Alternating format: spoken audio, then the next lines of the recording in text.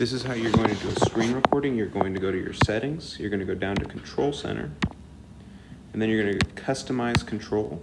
Once you do customize control, you're going to select screen recording and it's going to drag it up. Then once you have the screen recording, in order to actually do a screen recording, you're going to swipe down in the top right corner and you're going to see that record option.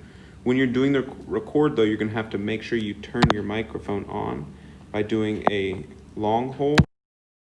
You can toggle the microphone on and off.